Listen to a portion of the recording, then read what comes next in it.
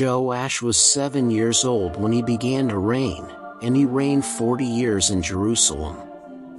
His mother's name was Zibiah, of Beersheba. Joash did that which was right in Yahweh's eyes all the days of Jehoiada the priest. Jehoiada took for him 2 wives, and he became the father of sons and daughters. After this, Joash intended to restore Yahweh's house. He gathered together the priests and the Levites, and said to them, "Go out to the cities of Judah, and gather money to repair the house of your God from all Israel from year to year. See that you expedite this matter." However, the Levites didn't do it right away. The king called for Jehoiada the chief, and said to him, "Why haven't you required of the Levites to bring in the tax of Moses the servant of Yahweh, and of the assembly of Israel, out of Judah and out of Jerusalem, for the tent of the testimony?" For the sons of Athaliah, that wicked woman, had broken up God's house, and they also gave all the dedicated things of Yahweh's house to the Baals. So the king commanded, and they made a chest, and set it outside at the gate of Yahweh's house. They made a proclamation through Judah and Jerusalem, to bring in for Yahweh the tax that Moses the servant of God laid on Israel in the wilderness. All the princes and all the people rejoiced, and brought in, and cast into the chest, until they had filled it. Whenever the chest was brought to the king's officers by the hand of the Levites, and when they saw that there was much money, the king's scribe and the chief priest's officer came and emptied the chest, and took it, and carried it to its place again. Thus they did day by day, and gathered money in abundance.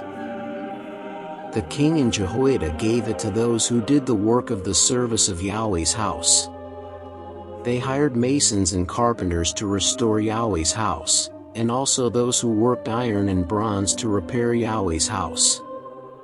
So the workmen worked, and the work of repairing went forward in their hands.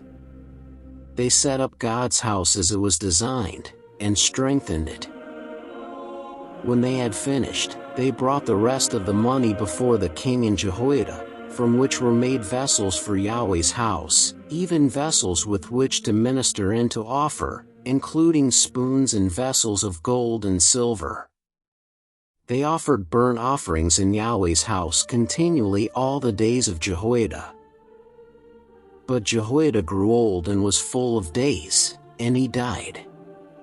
He was 130 years old when he died.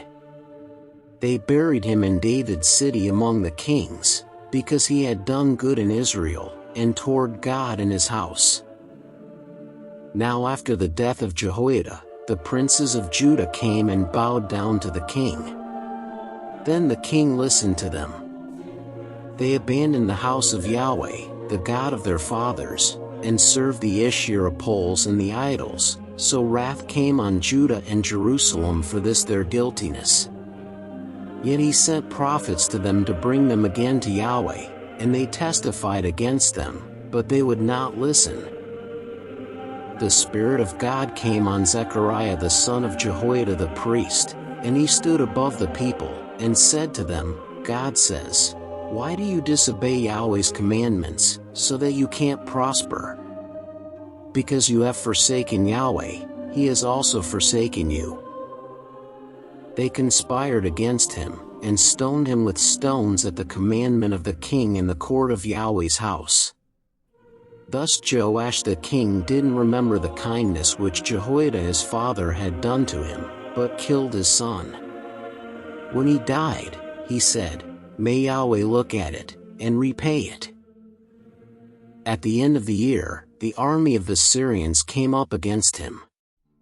They came to Judah and Jerusalem, and destroyed all the princes of the people from among the people, and sent all their plunder to the king of Damascus. For the army of the Syrians came with a small company of men, and Yahweh delivered a very great army into their hand, because they had forsaken Yahweh, the God of their fathers. So they executed judgment on Joash. When they had departed from him, for they left him seriously wounded, his own servants conspired against him for the blood of the sons of Jehoiada the priest, and killed him on his bed, and he died. They buried him in David's city, but they didn't bury him in the tombs of the kings. These are those who conspired against him: Zabad the son of Shinath the Ammonitess and Jehozabad the son of Shimrith the Moabitess. Now concerning his sons, the greatness of the burdens laid on him, and the rebuilding of God's house, behold, they are written in the commentary of the book of the Kings. Amaziah his son reigned in his place.